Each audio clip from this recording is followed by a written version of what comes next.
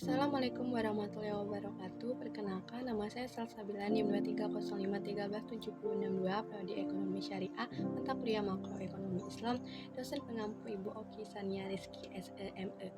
Baiklah, saya di sini akan menyampaikan materi tugas akhir semester saya yang bertema dampak riba terhadap ekonomi global dan alternatifnya.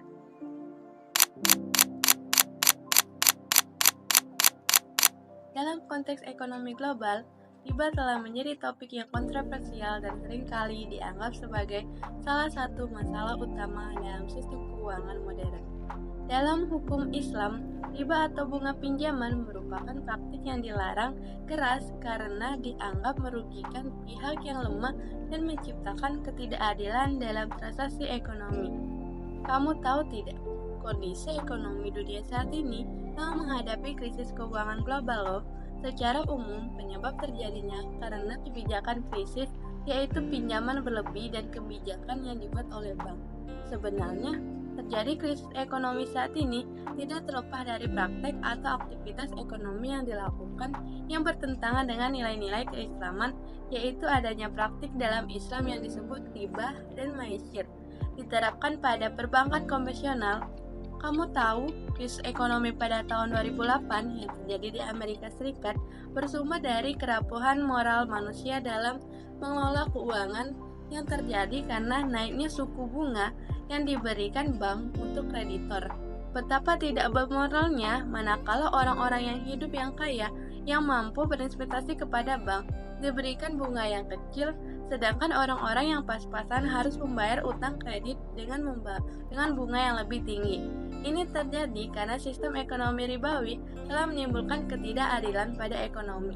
Dalam praktek ekonomi Islam, Fahri Khan melihat krisis berasal dari kesalahan mendasar praktek ekonomi yang melindungi institusi keuangan dan perbankan untuk bermain dan berspekulasi di pasar keuangan. Lalu, apa sih alternatif yang diberikan? Yaitu salah satunya adalah memperbaiki sistem dan sektor perbankan mereka yang mengarah pada sistem ekonomi konvensional yang tidak sehat yang menjadi awal mula permasalahan krisis global ini. Krisis global ini hendaknya menjadi pelajaran penting bagi lembaga keuangan Islam untuk tidak mengedepankan keuntungan materi saja dan mengabaikan rasa keadilan dalam aktivitas ekonomi.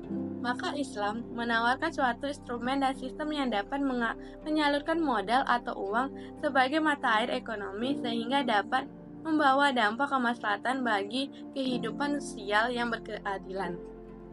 Tujuan utama ekonomi Islam untuk mencapai keadilan dengan memakai instrumen zakat, sedekah, dan sistem berbagi keuntungan dan kerugian.